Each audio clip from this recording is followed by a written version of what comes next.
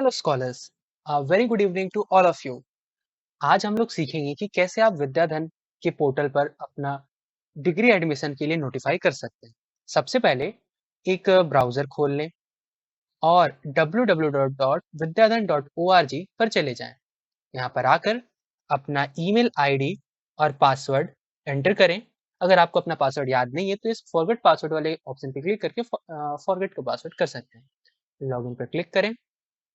उसके बाद यहाँ पे जैसे आपको बताया जा रहा है fill all PUC details before notifying degree admission, यानी कि आपको ऐड एडमिशन डिटेल्स पर क्लिक करने से पहले अपना व्यू एंड रीड एप्लीकेशन पे क्लिक करें और देखें कि क्या आपका सारा डिटेल्स फिल्ड है। अपने plus two one half program पे अपना परसेंटेज वगैरह जरूर भरें। एडिट एप्लीकेशन पे क्लिक करें और नीचे आकर अपना PUC intermediate 10th and 12th details पे यहाँ पर आके अपना परसेंटेज जरूर एंटर करें और जो भी डिटेल्स आपको लगता है कि अपडेट है या फुलफिल है उसे फिल करें और अपडेट पे क्लिक करें। अपडेट हो जाएगा। उसके बाद आप होम पेज पे आ जाएं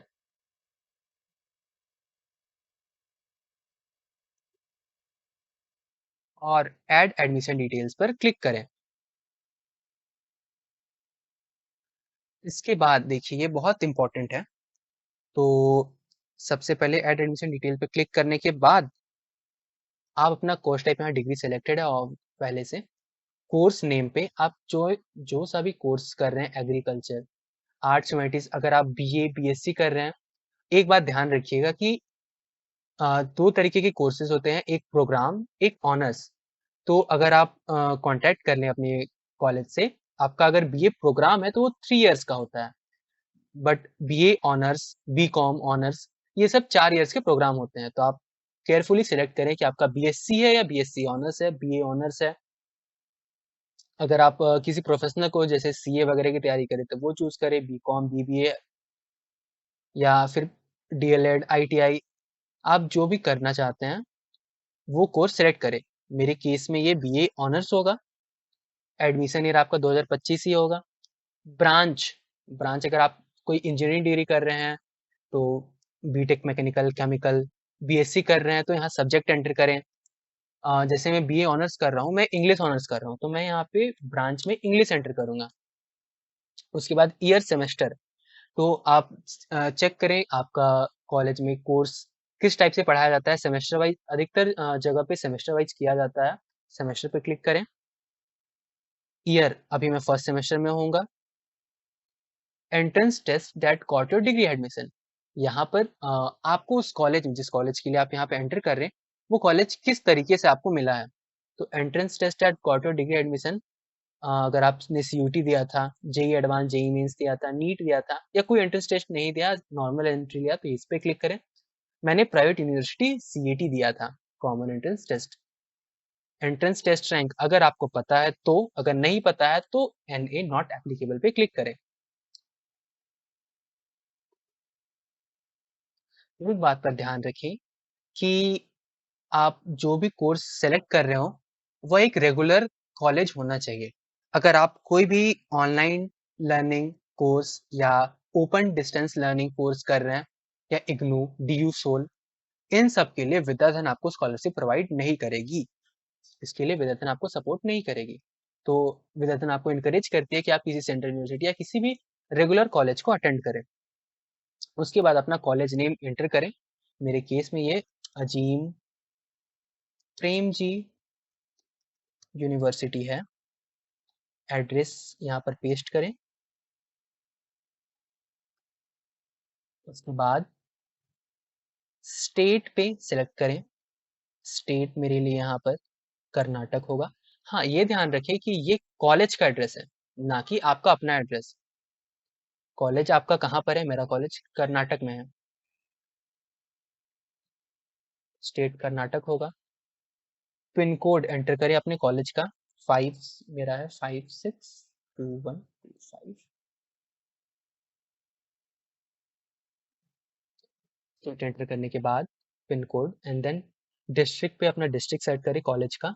मेरे लिए होगा Bangalore rural, done. Tuition fee, आपका कॉलेज का जो भी ट्यूशन फी हो, आप जब एडमिशन लें तो आपको बताया जाएगा, वो ट्यूशन फी का अमाउंट एंटर करें। मेरे केस में ये 0 है। एनुअल्स, आपको फीस एनुअल पे करना है या सेमेस्टर वाइज पे करना है, यानी कि पर 6 मंथ और पर ईयर। मेरे लिए सेमेस्टर है और यहाँ पे क्लिक करें। ये ध्यान रखें कि आप जो भी फीस यहाँ पे एंटर करेंगे उसका रिसिप्ट आपके पास होना चाहिए।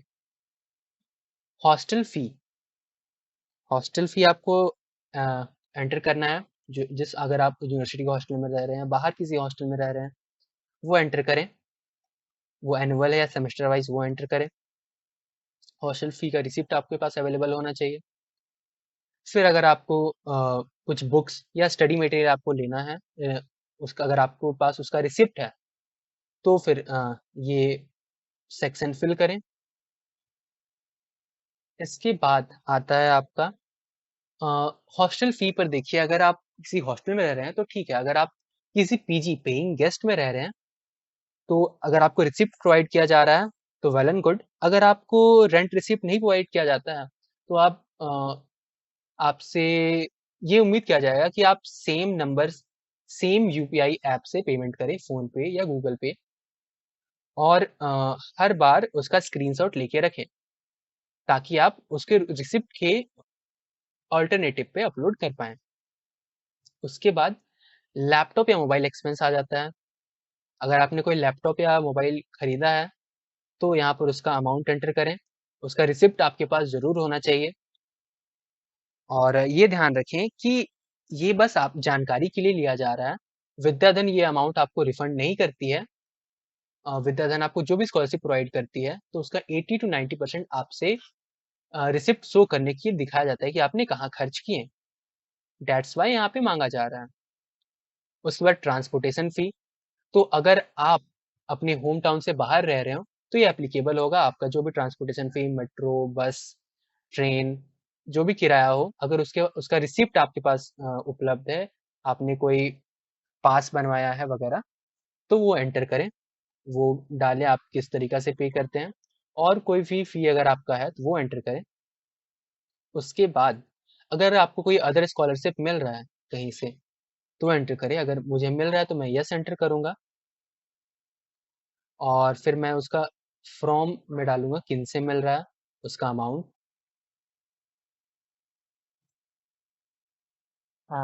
इसके बाद नेक्स्ट मोस्ट इम्पोर्टेंट पार्ट आपका आ जाता है प्रोफाइल। ये मिनिमम 150 वर्ड और मैक्सिमम 5000 वर्ड्स में आप लिख सकते हैं। प्रोफाइल में आपको ये मेंशन करना है कि आप कौन हैं, कहाँ से हैं, आपका स्टूडेंट आईडी, आपकी फैमिली की आर्थिक स्थिति क्या है, आपने अपने 10th और 12th में क्या अचीव किया, आपने किस कॉलेज में एडमिशन लिया, आप फ्यूचर में क्या करना चाहते हैं, अपने करियर गोल्स, अपने एस्पिरेशंस, और विद्याधन, आप विद्याधन का सपोर्ट आपको किस लिए चाहिए। ये ध्यान रखें कि प्रोफाइल, ये जो प्रोफाइल है, ये स्पॉन्सर्स, विद्याधन की टीम देखेगी, और इसी से ये डिसाइड होगा कि आपको आगे स्कॉलरशिप कंटिन्यू मिलनी चाहिए कि नहीं। इसीलिए इस पर बहुत अच्छे से ध्यान दें, आराम से बैठकर इसे लिखें। अगर आप इंग्लिश में नहीं लिख सकते हैं, तो आप हिंदी में लिख लें, फिर गूगल ट्रांसलेट या चैट जीपीटी वगैरह का यूज करके उसे इंग्लिश में ट्रांसलेट करें। ध्यान रखें, इसे इंग्लिश में ही लिखना है। प्रोफाइल में आपको नीडी शो करना चाहिए, और आपको अपनी ओरिजिनल जो आर्थिक स्थिति है वो शो करना चाहिए। आपको ये दिखाना है कि आप स्टडी के टुवर्ड्स डेडिकेटेड है। यहाँ अपने जीवन की सच्चाई, संघर्ष और अपने एस्पिरेशंस शो करें। मैंने आराम से बैठ के इसे लिखा, मुझे जो भी अच्छा लगता था।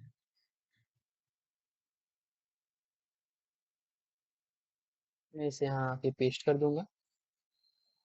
जैसे मैंने लिखा है, I am Anmol Kesari, my favourite is this, and उसी तरह आपको कंटिन्यू करना है।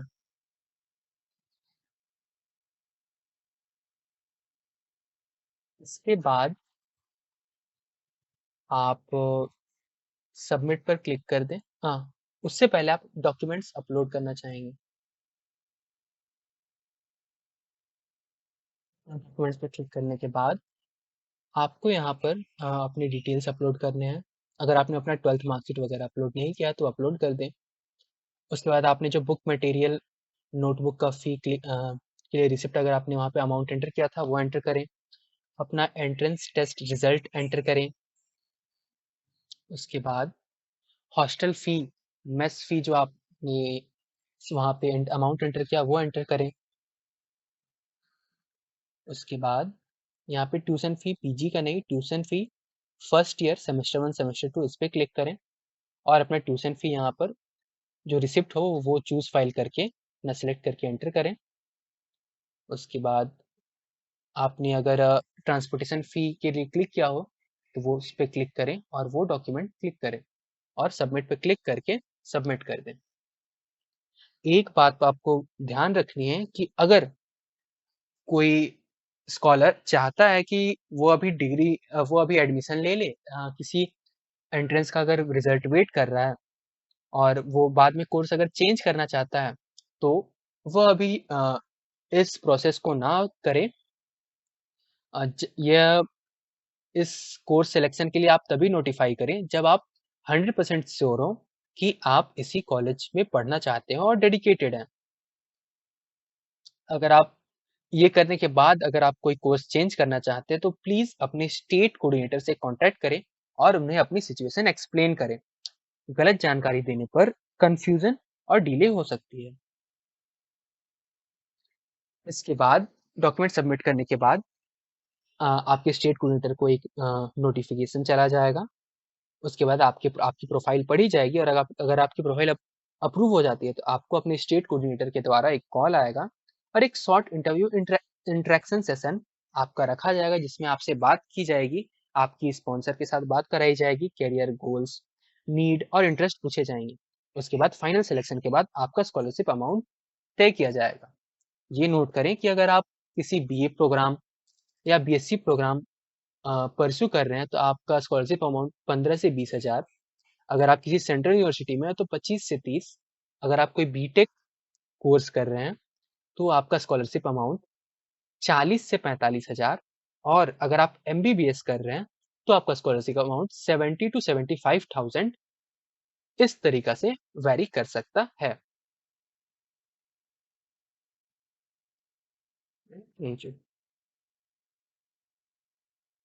जब आप अपना एडमिशन डिटेल फिल कर देंगे तो आपको यहाँ पे ऐसे शो करने लगेगा new admission status admission notified और आपका रेड मार्किंग चला जाएगा। अगर आपने कोई गलती कर दी थी तो एडिट द न्यू एडमिशन पे क्लिक करके एडिट कर ले। धन्यवाद। और याद रखें कि विद्याधन सिर्फ एक स्कॉलरशिप नहीं है बल्कि एक पूरा सपोर्ट सिस्टम है जो हमें अपने सपनों की ओर बढ़ने में मदद करता है। All the best for your academic journey. So करें। Thank you. मैंने अपना